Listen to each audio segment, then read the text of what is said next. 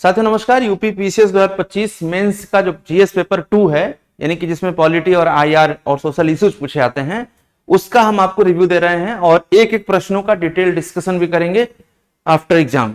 अभी के लिए आप ये समझो कि पेपर को देखकर कैसा लग रहा है कि यदि आपने प्रीवियस ईयर पेपर को और करंट अफेयर को ठीक से पढ़ा हुआ है तो आप ये समझ लो कि मेंस में आपको बिल्कुल परेशानी नहीं होनी है। और मेंस में जितना ज्यादा नंबर लेकर के आओगे, इंटरव्यू में नंबर कम मिले या ज्यादा मिले, सिलेक्शन के चांसेस बहुत ज्यादा बढ़ जाते हैं।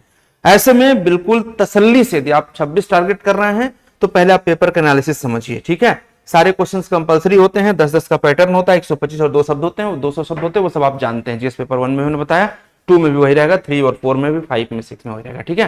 पहला क्वेश्चन देखो, सेक्शन 1 से कह रहा है कि जो संयुक्त संसदीय समितियां हैं, जेपीसी की भूमिका पर बात करी गई। क्यों करी गई है? क्योंकि आपको पता है कि जेपीसी कई सारे मामलों में बनाई जाती है और आपने देखा यूजीसी का बिल बहुत चर्चा में रहा, उससे पहले जो और कई सारे बिल आते हैं वो चर्चा में रहते हैं, तो सब जेपीसी बनती है, एक्सपर्ट कमेटी बनती है इन सब पे, ठीक है। और उसके बाद तो ये इरेलीवेंट क्वेश्चन था करंट अफेयर से जुड़ करके। इसके बाद कह रहे हैं कि जो अल्टरनेटिव डिस्प्यूट रिजोल्यूशन सिस्टम, वैकल्पिक विवाद समाधान, उस पर सवाल पूछा गया है। यानी कि ये दोनों क्वेश्चंस बता रहे हैं कि थोड़ा आपको करंट अफेयर के साथ जुड़ करके एनालिटिकल सोचना है, आपको विश्लेषण की क्षमता अपनी थोड़ी बढ़ानी है।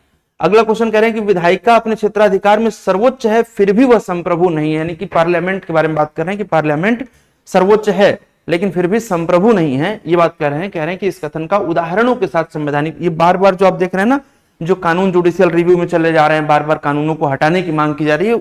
सोचो कि इन ऊपर के 3-4 क्वेश्चंस को आप देख के कह सकते हैं कि कंटेम्पररी क्वेश्चंस हैं और जो चल रहा है देश में उस पर आपकी नजर होनी बहुत जरूरी है, ठीक है। अगला क्वेश्चन आपसे पूछा गया इंटर स्टेट काउंसिल पर। इंटर स्टेट काउंसिल देखिए प्रीलिम्स में भी पूछा जाता है, मेंस में भी पूछा जाता है, यानी कि बर्निंग इशू जो हमेशा चर्चा में रहता है। इसके बाद गवर्नेंस का क्वेश्चन है, सिटीजन चार्टर पर सवाल पूछा गया है। सिटीजन चार्टर के अलावा देखो अगला क्वेश्चन जो पूछा गया है आपसे वो human resource development in India पर पूछा गया है। इसके बाद ये क्वेश्चन रिपीट कर रहा है, आईसीटी का यूज आप क्या कर सकते हैं, किस प्रकार से पॉलिसी इंप्लीमेंटेशन में आईसीटी का यूज करेंगे, ये रिपीटेड सवाल है, इससे पहले भी पूछा जा चुका है, ठीक है। इसी प्रकार से यदि बात करें तो भारत यूरोपियन यूनियन समझौते का वैश्विक भू राजनीतिक गतिकी के परिवर्तनों में कैसे देख सकते हैं, यानी कि जो जियो पॉलिटिकल डायनेमिक्स है उसमें इंडिया का ईयू के साथ क्या रिलेशन है। तो 4-5 आपके पास एजेंसीज हैं या आप कह सकते हैं कि ऑर्गेनाइजेशंस हैं जहां से आपको संबंधों को डील करना होता है इंडिया का। तो वो तो बहुत स्पेकुलेटेड सवाल है कि हाँ ये क्वेश्चन आ सकता है कि इंडिया का ईयू के साथ क्या जियो पॉलिटिकल डायनेमिक रीजन है ना।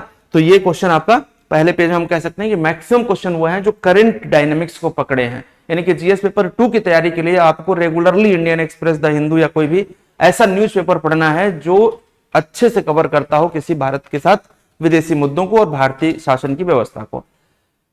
अगला क्वेश्चन पर बात करें तो भारत श्रीलंका के साथ इंपॉर्टेंस पूछा गया है कि क्या है जियोपॉलिटिकल, उसका इंपॉर्टेंस श्रीलंका का, ये रिपीटेड सवाल है।